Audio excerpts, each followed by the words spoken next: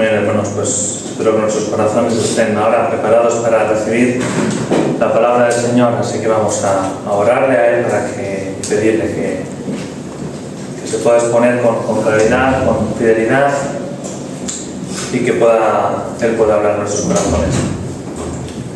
Padre nuestro, pues gracias de nuevo también por podernos dirigir a poder tener tu palabra, por poderla leer, por poderla meditar, Padre. La necesitamos, es nuestra guía. No es un libro de hombres, no es un libro pues de que simplemente se aparezcan unas instrucciones, sino que es un libro que da vida, Padre. Y por eso lo leemos, Padre, para saber pues cómo eres tú, para conocerte mejor, para conocer más tu amor, para conocer cómo tú obras, también saber lo que tú nos pides, Padre, porque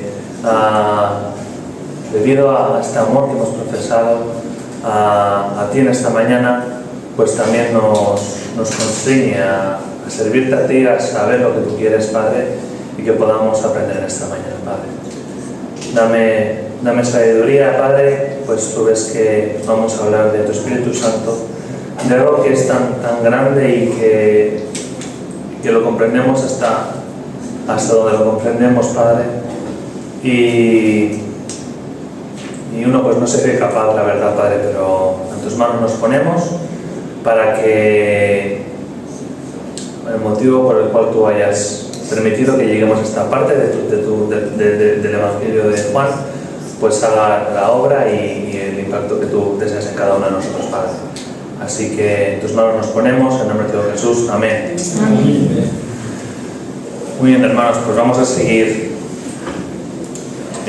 con el Evangelio de Juan, que como siempre es importante, y más en un caso como este, que estamos leyendo un relato de las últimas horas del Señor Jesús sobre la tierra antes de ser crucificado.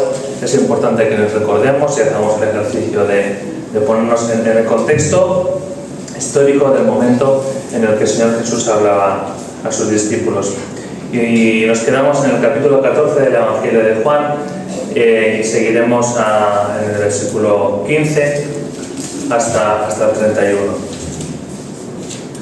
Y recordarle que el capítulo 14, porque esto es todo continuado, en el capítulo 14 Jesús empieza diciendo a sus discípulos: no se turbe vuestro corazón, creéis en Dios, creed también en mí. Y recordemos que aquí están los discípulos en aquel aposento con el Señor Jesús.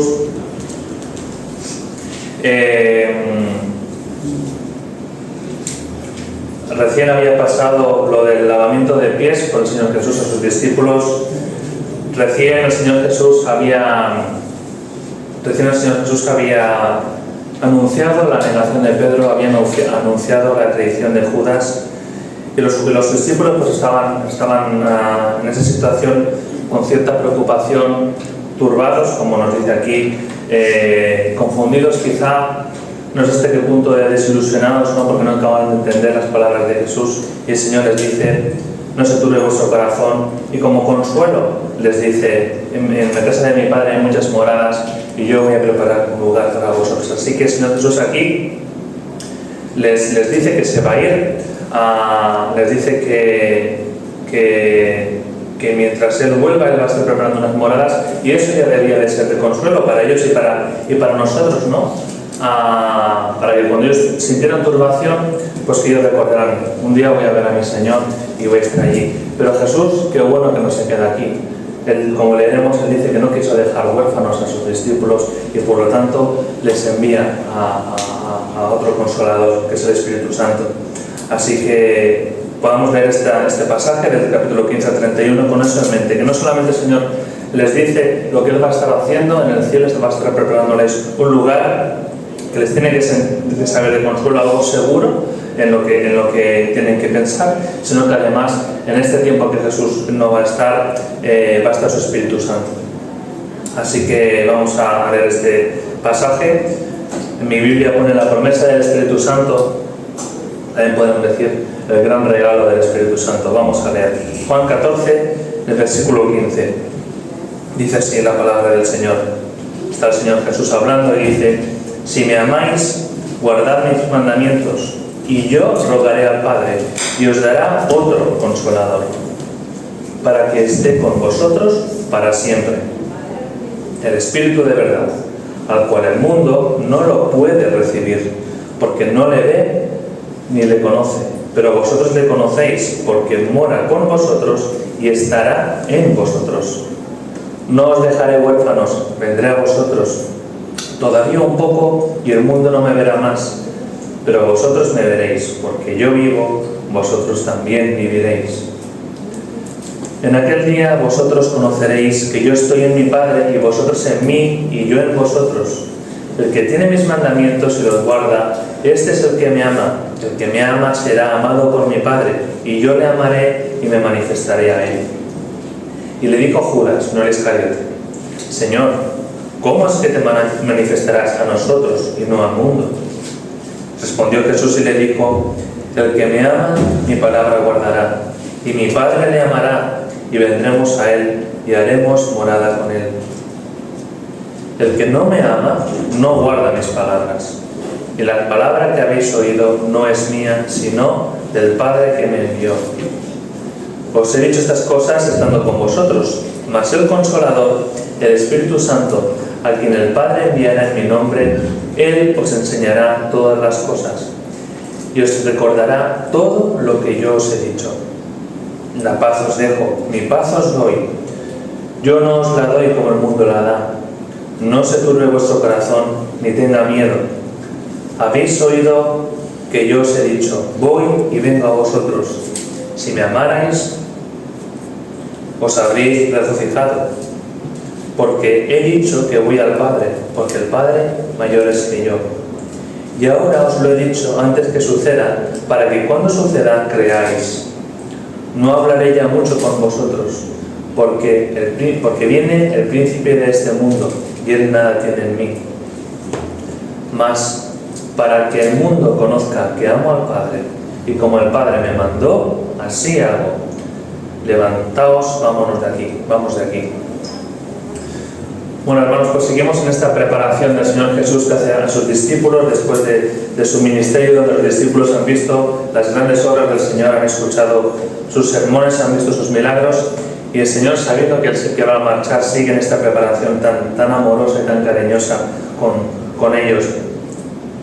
Y aquí en este capítulo 14, no sé si os habéis dado cuenta, pero de una manera muy clara se habla del Padre, se habla del Señor Jesús rogando al Padre, y se habla del Espíritu Santo, las tres personas de la Trinidad aquí trabajando para nuestra salvación y para nuestro consuelo. Y esto es algo pues que la Trinidad no deja de ser un misterio, ¿no? Pienso que nadie lo puede explicar. Dios es un Dios infinito, nosotros somos seres infinitos, pero vemos que los tres uno solo hay un Dios, y lo vemos aquí en esta perfecta armonía. Y aquí nos da unos pincelados el Señor Jesús de la función del Espíritu Santo cuando Él viniera en el día de Pentecostés, ¿no? Y yo he estado mirando en el Nuevo Testamento todas las cosas que se nos nombra donde el Espíritu Santo participa desde Mateo hasta el final. Y hay muchísimas cosas, yo he contado más de 25 y no podemos verlas todas, pero sí que vamos a centrarnos en este pasaje, y cuando hablemos de las funciones del Espíritu Santo vamos a limitarnos con lo que vamos a leer, pero el Espíritu Santo hace muchas más cosas de las que vamos a ver hoy. Quizá en el capítulo 16, cuando hay un pasaje que nos habla de la obra del Espíritu Santo, si el Señor lo permite y así lo pone en nuestros corazones, pues podremos hablar más de lo que es la obra del Espíritu Santo. Pero aquí vamos a centrarnos en el Espíritu Santo, esa persona de la Trinidad. En primer lugar, algo que me llamó la atención mucho, hermanos, y teniendo en cuenta el propósito por el que el Señor Jesús estaba hablando a sus discípulos de estas palabras, es que le dice, en el versículo 16, les dice: yo rogaré al Padre. Rogar no siempre un pedir, sino rogar, y os dará otro Consolador. Fijaros la palabra que usa, otro Consolador. Es verdad que más adelante en el versículo 26 y en el capítulo 16 habla del Consolador, ¿no? como el Consolador. Pero aquí fijaros que la primera vez que habla de Consolador, la primera vez que habla del Espíritu Santo, habla de otro Consolador. O sea que el Señor Jesús, Él sabe que los discípulos le están viendo como un Consolador. Es evidente, todas las palabras que Jesús les está diciendo está llenando sus corazones y les está dando seguridad, están sintiéndose consolados. Así que el Señor Jesús no les dice: yo me voy y vendrá el Consolador, como si fuera algo completamente distinto a Él. Y indagando más en esta palabra de otro Consolador, esta palabra en el original, en el griego tiene dos palabras para definir lo que es otro. Hay una palabra que cuando habla de otro está refiriéndose a otra cosa distinta, a otra cosa diferente, a otro, ¿no? Pero aquí la palabra que usa es otro del mismo tipo significa realmente esta palabra, ¿no? Así que el Señor Jesús utiliza esta palabra, otro Consolador. Yo sé que vosotros me veis como un Consolador, pero no temáis, no os turbéis. El que viene es otro Consolador, del mismo tiempo, somos el mismo Dios. Y eso me alentaba, ¿no? En vez de que no es alguien que estaba separado de Jesús, sino que los discípulos le transmiten eso: yo os consuelo, pero que sepáis que el que viene tiene el mismo propósito que yo y lo va a hacer igual. Y además, la palabra esta de Consolador también puede tener dos significados. Uno es el de Consolador y otro también es el de abogado defensor, ¿no? El Señor Jesús es nuestro abogado defensor. Él fue el quien pagó. El Espíritu Santo no tiene esta función de pagar por nuestros pecados. Eso fue Jesús en la cruz que lo hizo. Pero el Espíritu Santo también actúa y gime por nosotros y intercede por nosotros también, al igual que el Señor Jesús, ¿no? Y qué bueno que el Señor tuviera estas palabras con ellos, ¿no? Fijaros además de lo que les dice, ¿no? No os dejaré huérfanos. O sea, no les dice: bueno, yo me voy, estaréis un tiempo solos, pero tener fe, tener esperanza de que un día voy a volver y qué bueno, ¿no? No, pero en este periodo de espera está el Espíritu Santo que lo envía. No nos deja huérfanos en ningún momento. No hay un periodo de oscuridad en el que solo nos quede por esperar que venga el Señor, sino que en este momento, en este periodo en el que estamos, el Espíritu Santo está con nosotros. Y me sigue sorprendiendo, ¿no? Este cuidado que tenía el Señor Jesús por sus discípulos, preocupándose por el momento que estaban pasando en esos momentos y por el momento más duro que todavía pasarían cuando vieran a su Señor Jesús sufrir en la cruz, ¿no?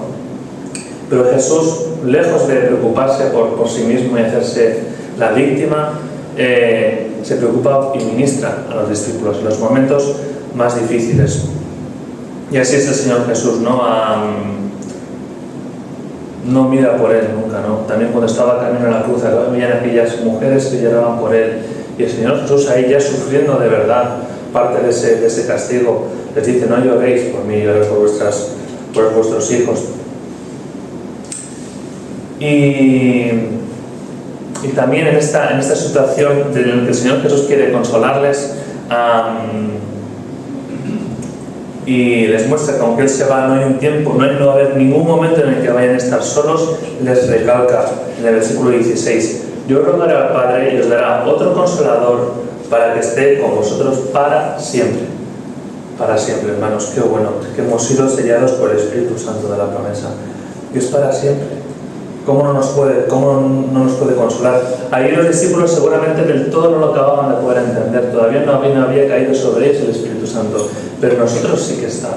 Y está para siempre, hermanos. Y eso nos tiene que consolar. No por el hecho de saber que es verdad, sino porque tiene un efecto en nuestras vidas. El Espíritu Santo mora en nosotros. Nos dice en Efesios, en el capítulo 1, 13, nos dice: en Él también vosotros, habiendo oído la palabra de verdad, el Evangelio de vuestra salvación, y habiendo creído en Él, fuisteis sellados por el Espíritu Santo de la promesa. Un sello que no se puede desellar, algo que está sellado no se puede romper. De hecho, esa era la función de un sello. Sabemos que una de las maneras que se utilizaban los sellos era cuando se cogía una carta y se ponía cera y se sellaba. Eso no se podía deshacer, era algo que estaba ahí y que nadie lo podía cambiar, ¿no? Así que tenemos un Espíritu Santo, que es santo, es consolador, es también abogado defensor, a quien podemos pedir ayuda. Y también nos dice que es el Espíritu de verdad. Lo identifica aquí como el Consolador y como el Espíritu de verdad, hermanos. Y es que en el Espíritu Santo, precisamente por ser santo, no hay lugar al error. No es lo que Él dice, el Espíritu Santo ni especula, ni dice algo incierto. El Espíritu Santo es el Espíritu de verdad. Y quizá debemos de ir con mucho cuidado cuando ponemos palabras en nuestra boca y decimos que nos lo ha dicho el Espíritu Santo, porque si nos equivocamos con lo que, si no es cierto, si esa voz que hemos escuchado no viene del Espíritu Santo y lo que estamos diciendo no es verdad, pues estamos dando un muy mal testimonio, ¿no? Así que es el Espíritu de verdad. Y no podemos atribuirle al Espíritu Santo cosas que realmente no vienen de Él. Nos dice también, hablando del Espíritu Santo, que el mundo no le conoce, no le ve ni le conoce. Pero fijaros lo que dice aquí. Dice que en el 17, que el mundo no dice que no lo quiere recibir. Es verdad que también el mundo no lo quiere recibir, pero aquí lo que enfatiza es que no lo puede recibir. ¿Qué nos enseña esto, hermanos? El Espíritu Santo no se puede experimentar por los sentidos humanos, ni por la vista, ni por el tacto, ni siquiera por sentimientos. Las cosas espirituales se disciernen con el Espíritu Santo. Entonces, el mundo, tenemos que entender, y esto tiene que enseñarnos a cómo damos testimonio. El mundo lo que ve es nuestra conducta. El mundo ve nuestra conducta, ve, como el Señor les dijo un poco antes, ve cómo nos amamos y ahí sabe que somos sus discípulos, pero el mundo no puede discernir si es espiritual o si no es espiritual. El mundo tiene ese espíritu que está ciego, está muerto. El príncipe de este mundo también les ha cegado. Así que es algo que luego veremos más adelante, pero el mundo ni le ve ni le conoce. No puede. Está totalmente incapacitado para recibir al Espíritu Santo. También nos dice en el versículo 17 que mora con vosotros y estará en vosotros. Fijaros que aquí tenemos dos verbos. Estamos hablando del verbo morar y el verbo estar. La primera vez que nombra el verbo morar, está hablando en presente. El Señor Jesús les está diciendo en ese momento que el Espíritu mora con vosotros. Y en futuro, y estará en vosotros. Y no para nosotros, la parte que debemos aplicarnos es la segunda parte del versículo. Y no como algo futuro, sino como algo presente. El Espíritu Santo está en nosotros. Ya no es que camine con nosotros y está a nuestro lado, sino que está en nosotros. Es algo precioso. Y teniendo en cuenta que el Espíritu Santo es el Consolador, que es para siempre, nos lo ha dado para siempre, y que esté en nosotros, no simplemente que more con nosotros, ¿no? Y es algo que los discípulos poco después lo llevan a experimentar el día de Pentecostés. El Señor Jesús está hablando en ese tiempo y por eso les dice esta diferencia. No mora con vosotros, pero estará en vosotros. Está en nosotros, Cristo está en nosotros, Dios el Padre también. Y por eso somos salvos, porque Cristo está en nosotros. Y de la misma manera que Cristo está en nosotros, también hemos sido crucificados con Él. Por eso el pago del pecado que Cristo hizo, pues nos alcanza, ¿no? Dios nos ve en Cristo y por eso nos ve justificados, ¿no? Así que yo querría volver un poco al tema de esto que dice aquí, el espíritu de verdad, ¿no? Porque creo que a veces puede haber confusión en cuanto a lo que es el discernimiento espiritual y creemos que, hemos podido ver también como personas poniendo en su boca cosas de parte del Espíritu Santo se ha hecho mucho daño. Y he escuchado en alguna ocasión, ¿no? la expresión, bueno, es que yo soy muy observador, yo me di cuenta de las cosas. Hablando de de su manera de ser, ¿no? Y por eso el Espíritu Santo me da discernimiento.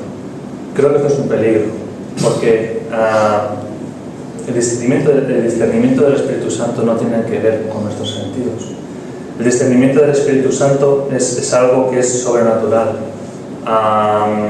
Si mi manera de ser es que soy muy observador, voy a ver de todo. Pero ¿quién es el que va a ver? ¿Quién es el que va a decir a mi corazón la interpretación de lo que estoy viendo?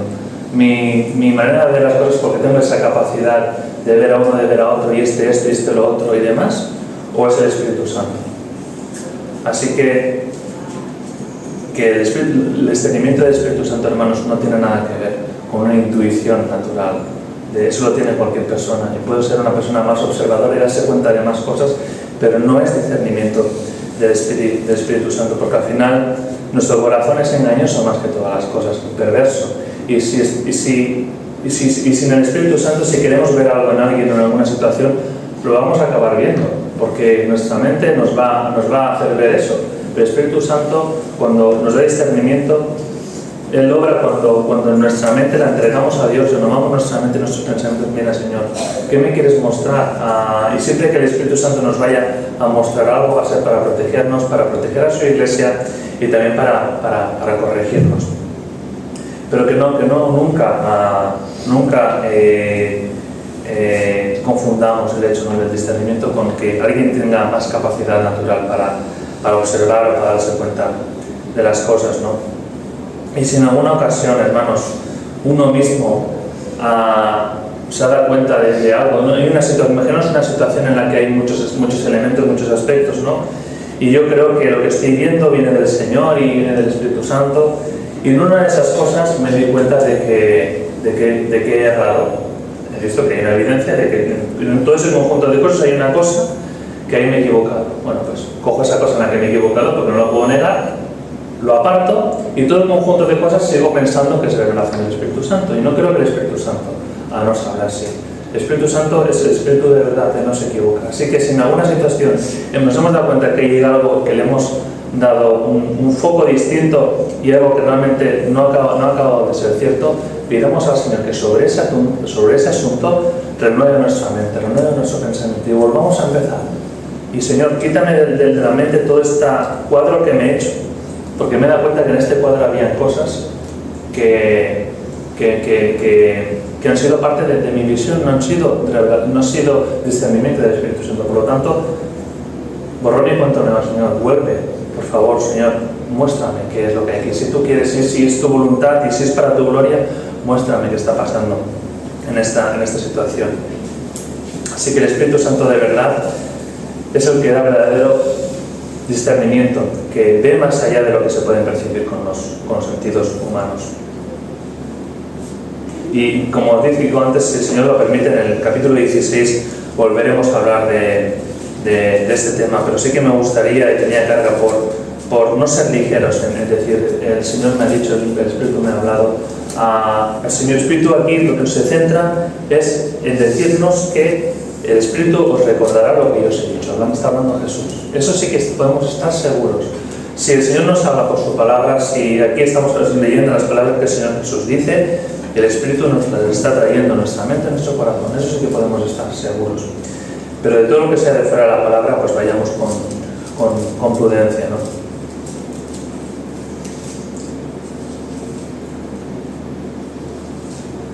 Y como os decía también, otro aspecto que el Señor nos dice aquí acerca del Espíritu Santo, y es que el mundo no le ve ni le conoce. Entonces, creo que es un error, hermanos, cuando deseamos llevar el Evangelio a alguien, cuando deseamos que esa persona conozca al Señor como su Salvador, que clame a Él, y que el Espíritu Santo obre en Él, eso que llamamos un nuevo nacimiento, esa regeneración que es obra del Espíritu Santo, ese convencimiento del pecado, que seamos muy conscientes, hermanos, que es el Espíritu Santo, es una obra sobrenatural.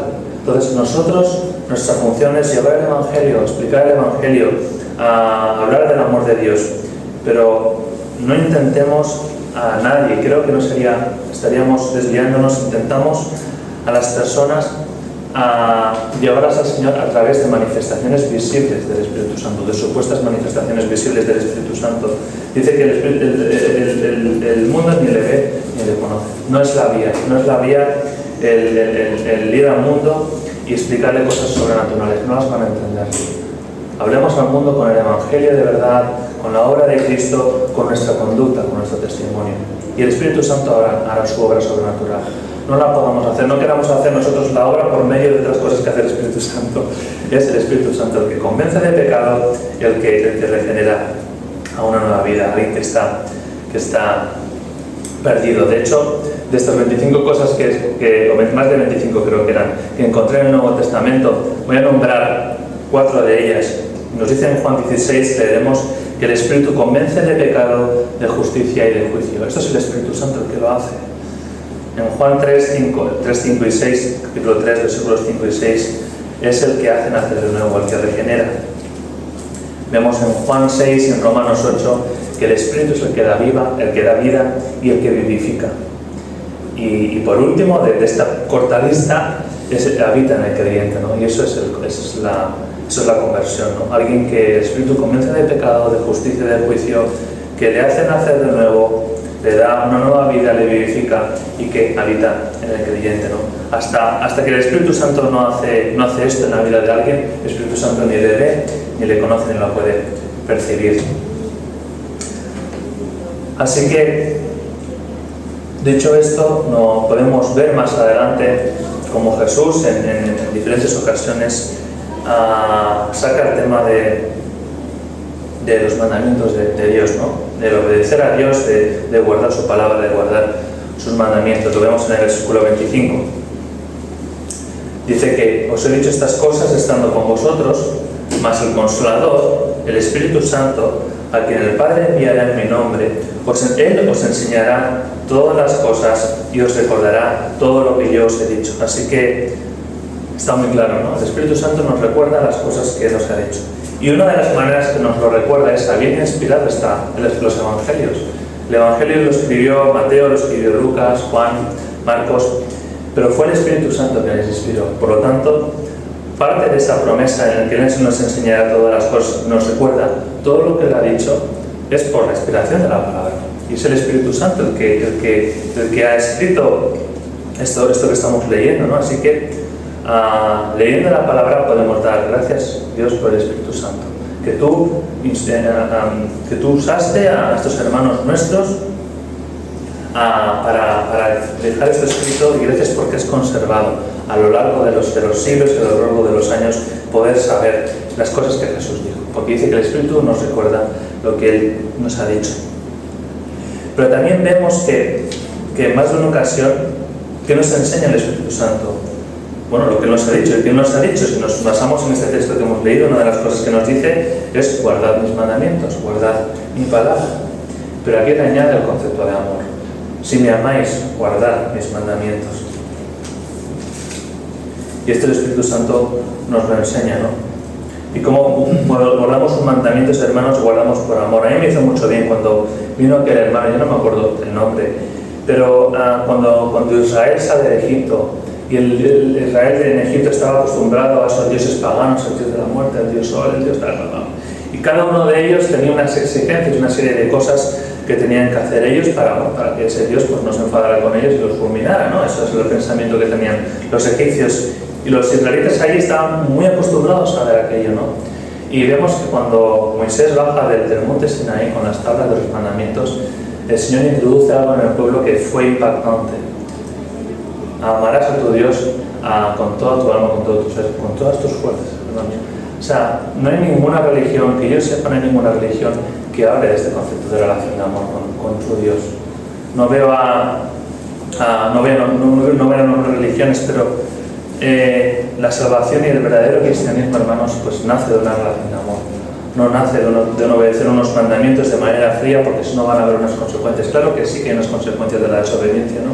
Pero el verdadero cristianismo, hermanos, el ser hijos de Dios, es una relación de amor. Y así que el Señor nos ha dado sus mandamientos en amor para que los obedezcamos no por miedo, sino por amor, ¿no? Y bueno, podemos pensar, ¿no? Bueno, Alejandro, si cada vez que predicas hablas del amor y todo el rato del amor. Bueno, hermanos, estamos leyendo el libro de la Escritura en el que de largo se habla más del amor. Yo he contado en el Evangelio de Juan, la palabra amor, la palabra amar, el verbo amar, sale 56 o 57 veces en todo el Evangelio. Y el segundo libro de la Escritura, donde más aparece la palabra amor, es Primera de Juan. O sea, y si comparamos el tercer libro, que no recuerdo por él, no sé si era, creo que era Corintios, que más veces sale el concepto de amor o amar, sale menos de la mitad de veces que sale en el Evangelio de Juan solamente. Así que sí, hermanos, vamos a seguir hablando del amor. El capítulo 15 estará lleno de la palabra amor y amar. Solo tenemos que ir bueno, ya llegaremos, ¿no? En el versículo 9, por ejemplo, del 15, como el Padre a mí me ha amado, así también yo os he amado, permanecer en mi amor. Si guardaréis mis mandamientos, permanecéis en mi amor, así como yo he guardado mis mandamientos de mi Padre y permanezco en su amor. Sí, hermanos, el amor, con razón Juan, ¿no? El discípulo amado, le llaman el discípulo del amor. Pero me gustaría también que meditaba esto y qué es el amor, ¿no? Porque, bueno, en el mundo y en la sociedad y, bueno, en las relaciones humanas tenemos el amor quizá de una manera, ¿no? Una manera de un amor, pues, de una pareja que recién se conocen, un amor tontorrón, pues eso que tiene enamoramiento y demás. Pero cuando hablamos del amor de Dios, hermanos, es algo muy serio. No es algo que bonito el amor, efectivamente es bonito el amor de Dios, como habéis orado, como cantamos, el amor de Dios es cuán profundo es tu amor, no lo puedo comprender, el acto es para mí. Pero aquí Juan en este capítulo y en otros lugares nos habla de la importancia de la relación de amor. Al final, la relación que tenemos con Dios, si es con amor o sin amor, puede definir si estamos, o sea, puede hacer la diferencia entre la vida y la muerte. Por eso tomar del amor es algo muy serio e importante. Si yo pienso que agrado a Dios por lo que hago y hago una serie de cosas y demás, pero no hay amor, hermanos, pues quizá no estoy mi amor se ha enfriado de alguna manera y no estoy siendo nada lleno del Espíritu Santo, pues realmente puedo estar en muerte y no estar en vida. Por lo tanto, cuando hablamos del amor, es unas palabras de consuelo, pero también son unas palabras de advertencia y de decir, Señor, estoy en tu amor. Realmente he entendido ese amor hasta donde podemos. Entender el amor del Señor al completo es imposible, pero realmente entiendo de que mi reacción a ti es porque he entendido ese amor, no es porque yo no te... El Señor no dice, si me tenéis miedo, guardad mis mandamientos. Podemos tener un Dios así. Y si le tenemos miedo, pues vamos a ver, si somos algo, somos por gracia, hermanos. Por la gracia que Cristo ganó en la cruz. Así que cuando leemos la palabra del amor de Dios, gocémonos, consolémonos, pero también pensemos, Señor, tengo una relación de amor contigo, o simplemente es una relación con un Dios como puede hacer cualquier otra religión. Así que cuando hablemos del amor, hermanos, hablemos con solemnidad, no de la manera que el mundo pues habla y canta del amor, ¿no? Como algo muy superficial. Y fijaros que en el versículo 22, cuando Judas, y nos recalca aquí Juan para que no erremos, no el Iscariote, que él ya había salido, él le dice, Señor, ¿cómo es que te manifestarás a nosotros y no al mundo? Y recordemos que las palabras que vienen ahora es una respuesta a la pregunta de cómo es que Jesús se va a manifestar a nosotros y no al mundo. Jesús le responde a esta pregunta, el que me ama, mi palabra guardará, y mi Padre le amará, y vendremos a él y haremos morada con él. Así que Jesús le responde a Judas, Señor, ¿cómo te vas a manifestar a nosotros? Con una relación de amor. No sé si os dais cuenta. Con una relación de amor que implica guardar su palabra. No solamente escucharla y conocerla, sino guardarla y cumplirla con la ayuda del Espíritu Santo, ¿no? Y es una cosa que también me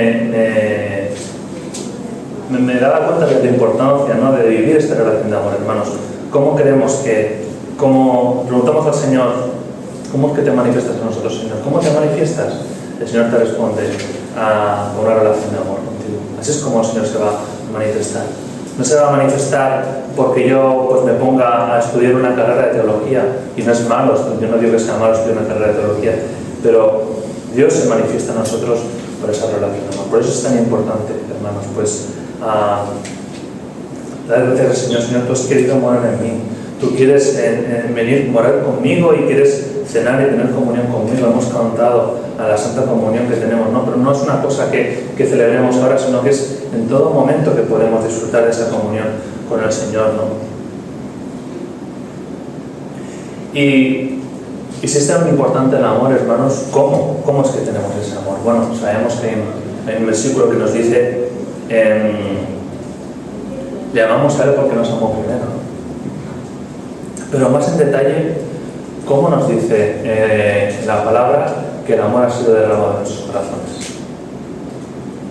Nos dice en Romanos que el amor de Dios ha sido derramado en nuestros corazones por el Espíritu Santo que nos fue dado. O sea, estamos hablando del Espíritu Santo, estamos hablando del amor, y es a través del Espíritu Santo que el amor de Dios ha sido derramado en nosotros. Por lo tanto, aquí vemos una conexión tremenda entre el amor de Dios y el Espíritu Santo. Así que, si deseamos experimentar ese amor de Dios que es tan grande, que no lo podemos comprender, pero queremos saber más, porque eso es lo que nos va a llevar a cumplir los mandamientos de Dios, ¿no? También nos dice la palabra que el amor de Cristo nos constriñe, o sea, nos lleva, nos motiva, nos mueve a querer obedecerlo, no de una manera fría, sino por amor. Pero sabiendo que es a través del Espíritu Santo que es el amor de Cristo ha sido derramado en nosotros. A mí me llegaba a la mente, hermanos, otro versículo: sed llenos del Espíritu Santo. Así que si somos llenos del Espíritu Santo, y el Espíritu Santo es a través del cual el amor de Dios es derramado en nosotros, pues creo que debemos saber qué significa ser llenos del Espíritu Santo. Así que vamos a leer este pasaje, sin desviarnos del tema principal del Espíritu Santo, en Efesios 5. ¿No tenéis calor? Un poquito sí, ¿no? Pues no sé si puedes o apagarlo o...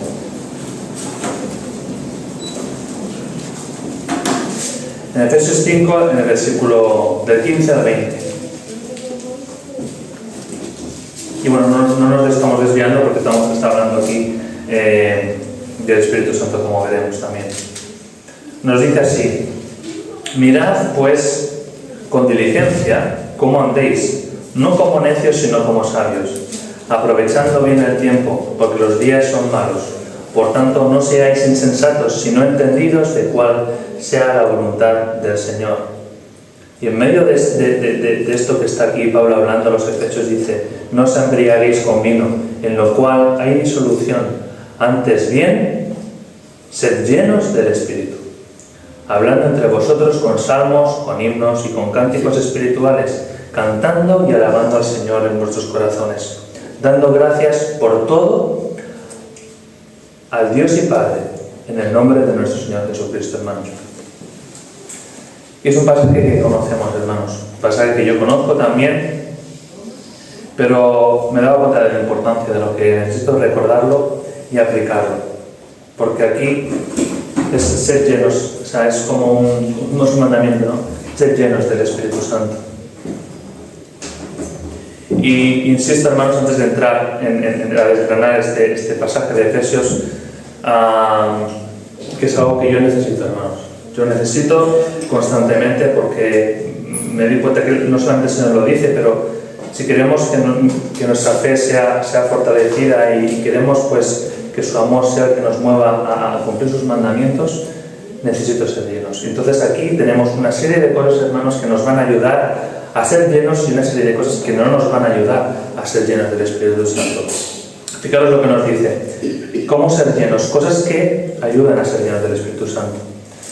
Mirando con diligencia cómo andemos, no dándonos igual lo que hacemos y lo que dejamos de hacer. Siendo entendidos de la voluntad del Señor. Como dice Santiago, no digáis mañana haremos aquello, sino que será, si es la voluntad del Señor, haremos y diremos y haremos. Y luego nos dice en el versículo 16: aprovechando el tiempo porque los días son malos. Dice eso, aprovechando el tiempo porque los días son malos. Dice aprovechando bien el tiempo porque los días son malos, hermanos. Así que en este camino, si deseamos ser llenos, nos exhorta, aprovechando bien el tiempo. También nos dice, hablando entre nosotros con salmos, con himnos y cánticos espirituales, cantando y alabando al Señor en vuestros corazones. Luego lo expresamos con nuestra boca, pero es desde el corazón. Dando gracias a Dios por todo en el nombre del Señor Jesucristo. Todo esto va a estar encaminado a ser llenos del Espíritu Santo. Pero sin embargo, si le damos la vuelta, ¿cómo no ser llenos del Espíritu Santo? Bueno, lo contrario.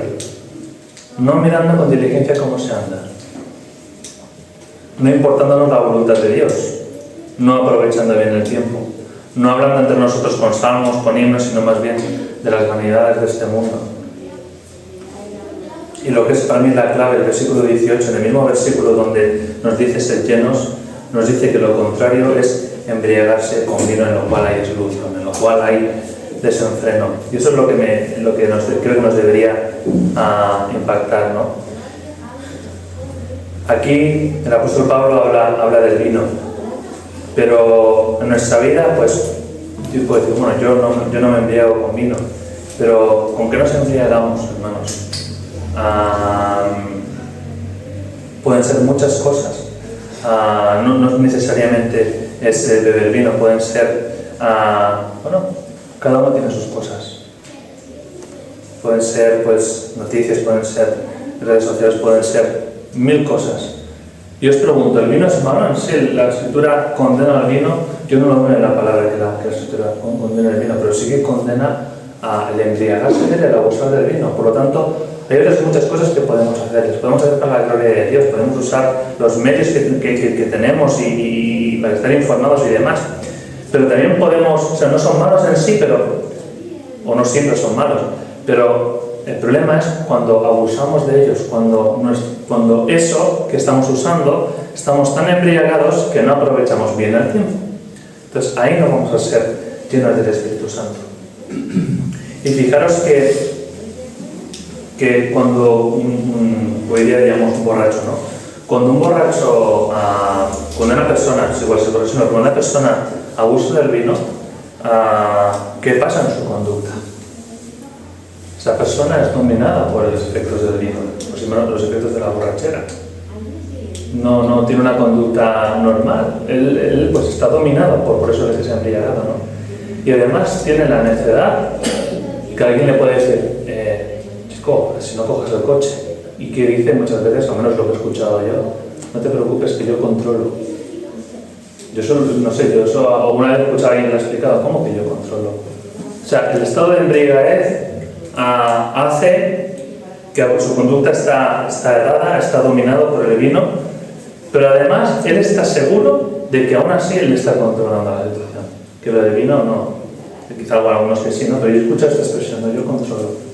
No, hermanos, si nos embriagamos con cosas, no podemos decirnos a nosotros mismos, bueno, yo estoy empapándome de esto, pero yo lo sé colocar, yo sé que esto no me va a afectar.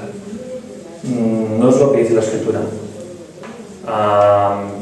Si me lleno de esas cosas, voy a ser controlado por esas cosas. Y mi conducta va a estar, mi manera de hablar, mi manera de todo, va a estar dominada por esas cosas. Sin embargo, hermanos, si somos llenos del Espíritu Santo, el Espíritu Santo es el que va, si estamos sometidos a Él va a obrar en nuestra conducta, hermanos. En nuestra manera de hablar, en nuestra manera de pensar, en nuestra manera de relacionarnos. Va a ser Él la influencia, no el vino o aquello con lo que nos embriagamos, hermanos. Y es una lucha constante, hermanos. Al final, el ser lleno del Espíritu Santo tampoco tenemos que verlo como un sprint, ¿no? Alguien que está andando tal y se da cuenta que le queda lejos a su objetivo, ¿no? Se coge, se da el carrerón y entonces pretende que con eso, pues con eso ya no, hermanos, estamos hablando de perseverancia. Ser lleno del Espíritu con perseverancia, día tras día, semana tras semana, mes a mes. Y si me di cuenta que me estoy embriagando con algo, Señor, ayúdame a retirar esto de mi vida y que vuelvo a ser lleno del Espíritu Santo, ¿no? A veces yo alguna vez he orado al Señor, ¿no? Y Señor, pues con las relaciones con mi familia, ¿no? Con mi esposa, con mis hijos. Señor, dame de tu amor para mis hijos. Bueno, vemos a Pablo que habla en varias ocasiones que el amor de Dios abunde en vosotros. Lo dice en Filipenses les dice, y esto pide en oración, que vuestro amor abunde más y más, abunde aún más y más en ciencia y en todo conocimiento. Y también en Tesalonicenses les dice, y el Señor os hará crecer y abundar en amor unos para con otros y para con todos. Pero hermanos, sabiendo que el Espíritu Santo es el que ha derramado el amor de Dios en nosotros, ¿cómo voy a amar yo a los míos? Y a todos en general, ¿no? Pero especialmente a los míos. Llenándome del Espíritu Santo. Ahí es donde el amor va a brotar de una manera como una fuente, ¿no? También el Señor Jesús dice que es la fuente de agua viva, ¿no? Estamos conectados a Dios, somos llenos del Espíritu Santo. Ahí es como vamos a amar más nosotros, ¿no? Yo voy a amar más a mi esposa, voy a amar más a mis hijos, estén en la situación que estén y en la condición en la que estén, sí, realmente estoy siendo lleno del Espíritu Santo. No creo que no puedo empezar a la casa por el tejado y querer amar a mis hermanos cuando yo no estoy siendo lleno del Espíritu Santo. Va a ser un esfuerzo que puedo tener más o menos amor en mí mismo y va a llegar un momento que eso, voy a decir hasta aquí, ya no te amo más porque no te lo mereces. Pero el amor del Señor no es así. Así que seamos llenos del Espíritu Santo, porque también fijaros que el Espíritu Santo, como persona que es, le podemos contristar. El Espíritu Santo no es una fuerza, no es una energía como algunos dicen, no, el Espíritu Santo es una persona que nos habla, que le podemos contristar a mí. Cuando la Escritura habla de lo que podemos provocar a Dios en cuanto a estos sentimientos, que yo también entiendo que Dios, por su misericordia, nos muestra estas cosas para que lo entendamos, porque Dios es Dios y nosotros somos distintos, ¿no? Pero dice que no contristéis al Espíritu Santo. O sea, podemos entristecer a todo un Dios, a todo un Espíritu Santo con el cual hemos sido sellados para el día de la redención, como dice en Efesios, ¿no? Es algo, no sé, que después de lo que el Señor nos está diciendo, de este regalo tan grande del Espíritu Santo, que no tengamos en cuenta esas palabras de no contestar al Espíritu Santo, ¿no? Y fijaros que con lo que os decía en Efesios de nuevo, cuando nos dice que no contestéis al Espíritu Santo, con el cual fuisteis sellados para el día de la redención, es como si Pablo le estuviera diciendo, ¿cómo vais a contestarle, hermanos, si habéis sido sellados para el día de la redención? Y lo que sigue diciendo, hermanos, está relacionado con las relaciones entre las personas, porque dice, quítense de vosotros toda amargura, enojo, ira, gritería, maledicencia y toda malicia. Antes bien, sed benignos unos con otros, misericordiosos, perdonándoos unos a otros, como ha dicho David esta mañana, como Dios también os perdonó a vosotros en Cristo. Así que no practicar esta parte de misericordia, de perdón, de todo esto que ha dicho, es contestar al Espíritu Santo. Podemos contestar al Espíritu Santo de manera muy fácil cuando esto no está en nosotros. Así que contestamos al Espíritu Santo cuando la relación entre nosotros no está bien. No solo en la iglesia, sino en nuestros hogares y en nuestras familias, ¿no? Al menos en lo que está en nuestra parte debemos hacer todo lo posible. Y que aquello que nosotros no podamos, que sea el amor que nos vence, como dice la canción, ¿no? Que tu amor, Señor, me venza. Y vamos a la última sección ya de este pasaje que hemos leído. Una vez más nos dice, en Efesios, volvemos a Juan 14, en el versículo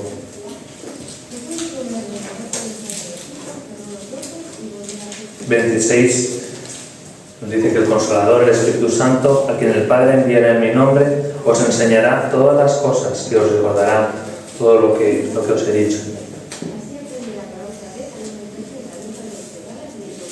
Así que Él nos enseña, también es alguien que no solamente nos consuela, nos da la verdad. Recordar que justo antes Jesús había dicho, yo soy el camino, la verdad y la vida. El Espíritu también es el Espíritu de verdad. Y ahora nos dice que nos enseña también. Y dice otro regalo, hermanos, otro regalo que el mundo no puede dar. La paz os dejo, mi paz os doy. No os la doy como el mundo la da. Y fijaros que hermoso, hermanos, no se turbe vuestro corazón de nuevo. Como empezó el capítulo, no se turbe vuestro corazón. Pero ahora añade, ni tenga miedo. O sea, La turbación es cuando hay incertidumbre, cuando vimos que la palabra aquí que se usa es cuando está mal agitado, esa incertidumbre, esa agitación que hay, eso es turbación. Pero el miedo es también en vez de ¿y qué va a pasar? ¿Y qué va a pasar? Bueno, pues el Señor Jesús les está diciendo, yo os doy paz en medio de las circunstancias. En primer lugar, hermanos, el regalo de la paz es que tenemos paz con Dios. Ese es el mayor regalo, y la paz en mayúscula, por decirlo de alguna manera. No hemos sido reconciliados con Dios, pero también paz en medio de las circunstancias, sabiendo que el Espíritu Santo, el Consolador, está con nosotros, ¿no? Y es una paz que es duradera, ¿no? Que el mundo consigue la paz con remiendos, ¿no? Con negociaciones. Cuando vemos que tiene que haber paz, tienen que haber negociaciones, ¿no? Pues, y al final, pues digamos un término medio, ¿no? Y bueno, pues yo cedo en algo, tú cedes en algo, y por lo tanto hay paz. Es una paz muy frágil. La paz de Dios que ofrece es duradera. No se consigue con remiendos, porque el que pagó un precio inmediato fue Jesús para tener esta paz. No fue una negociación. Pues Jesús dijo, yo quiero que tú estés reconciliado con Dios y por lo tanto doy mi vida. Y nos dice de nuevo que va a volver, ¿no? Jesús no va a volver. Voy y vengo a vosotros, y si me amarais os habréis regocijado, porque he dicho que voy al Padre, porque el Padre es mayor que yo.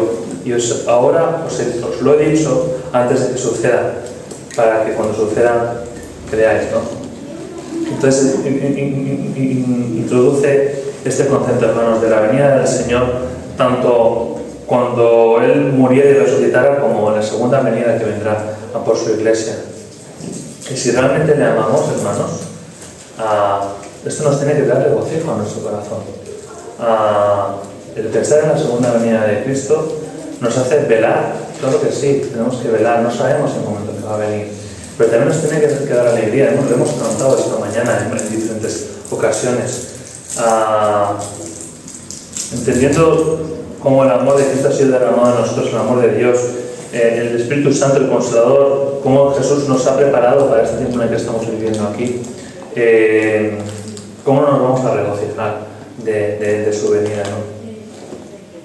Así que ya para concluir, hermanos, recordemos el grandísimo regalo del Espíritu Santo, que junto con la salvación, con la salvación de la condenación eterna y de la vida eterna y de su paz, tenemos el regalo del Espíritu Santo, hermanos, para que ser conscientes cada día, desde que nos levantamos hasta como que nos acostamos, como también se ha dicho esta mañana, que el Espíritu Santo está con nosotros. Él es otro consolador. Él es una extensión de esa consolación que Jesús vino a traer a sus discípulos.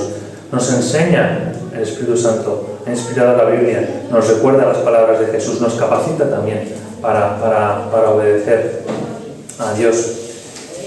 Y produce fruto. El Espíritu Santo produce fruto que recordamos en Gálatas, que nos dice amor, gozo, paz, paciencia, benignidad, bondad, fe, mansedumbre y templanza. Una cosa también que me parece, templanza, que es dominio propio, la templanza. Y cuando estamos embriagados, hermanos, no hay dominio propio. Dominio propio no es que yo me esfuerce a controlar mis cosas, como aquel borracho que dice, no, yo controlo. No. El dominio propio es dominio del Espíritu Santo a nosotros, es fruto del Espíritu Santo. En la medida que seamos llenos del Espíritu Santo, eso se va a ver reflejado en todos los aspectos de nuestra vida. Recuerda que es por el Espíritu Santo que también ha sido derramado el amor de Dios, y ese amor que queremos que los demás conozcan también, hermanos, ¿no? Y que nos preguntemos, ¿cómo vamos a contestar al Espíritu Santo si hemos sido sellados por Él? Como Pablo les decía, no contestéis al Espíritu, que hemos sido sellados para el día de la redención. Es algo muy grande. ¿Cómo no vamos a amar a Dios con todo esto que estamos leyendo, ¿no? Con esto, todo esto que Jesús está diciendo a sus discípulos? ¿Cómo no vamos a amar a Dios? ¿Cómo no vamos a obedecerle cuando nos está prometiendo una relación de amor, ¿no? Pensar que el cristiano más sencillo, el cristiano más recién convertido, puede tener el honor más grande que pueda tener un ser humano, de tener relación y comunión con un Dios tan grande.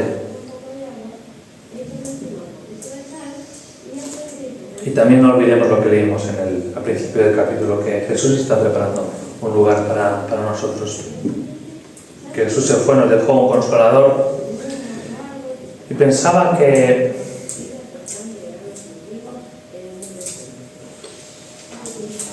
yo en otro tiempo, hermanos, cuando me hablaban de la venida del Señor, me daba miedo. Me daba miedo porque era, ¿qué tengo que hacer para que en aquel día, pues, no me lleve una sorpresa, ¿no? ¿Qué tenemos que hacer, pues, hermanos? Entender si el amor de Cristo está en mí, si ese amor provoca en mí también que yo también le ame, porque el Señor dice, si me amáis vas a regocijaros de mi venida. Y si no nos regocijamos, hermanos, a lo mejor hemos dejado de lado el ser llenos del Espíritu Santo. Estamos viviendo una vida embriagados con otras cosas, pero también puede ser, ¿no?, que nunca hayamos conocido al amor de Dios. En este pasaje se ha hablado bastante del conocer y el saber. El mismo Felipe, ¿no?, que yo he estado caminando con él en versículos anteriores, el Señor les dice, no tanto tiempo hace que estoy con vosotros que no me has conocido, Felipe.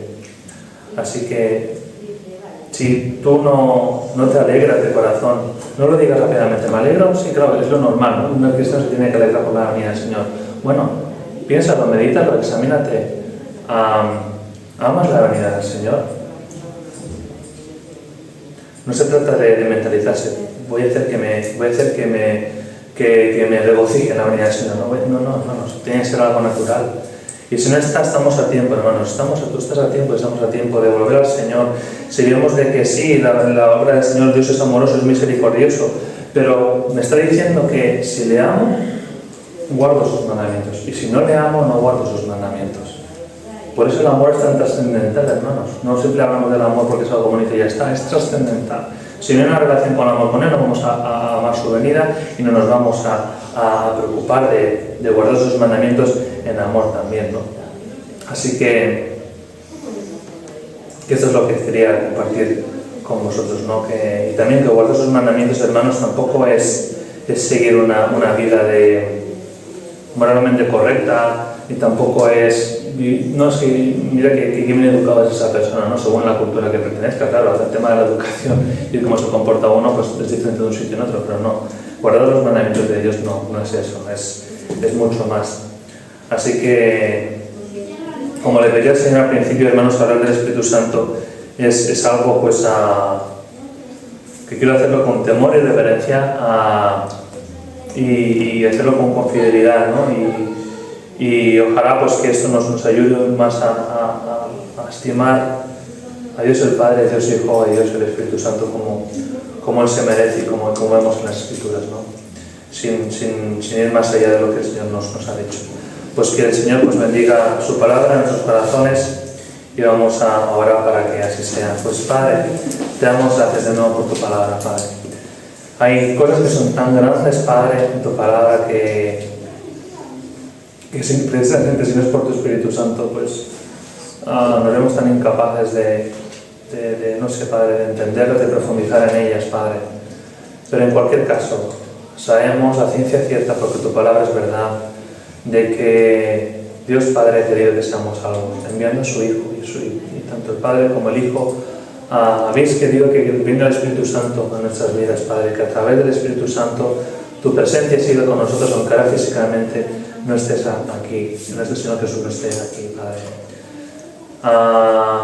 Que cada día, Padre, nos demos cuenta que el Espíritu Santo, Padre, el Espíritu Santo, el Consolador, está en nosotros, que nos consuela, nos lleva a toda la verdad, que nos hace experimentar ese amor que ha sido derramado en nosotros por Él, Padre, y que todo esto nos constriña, Padre, a ser llenos del Espíritu Santo, a cada vez más querer ser más llenos del Espíritu Santo, Padre, a no embriagarnos con vino ni con nada, Padre, que nos domine, Padre,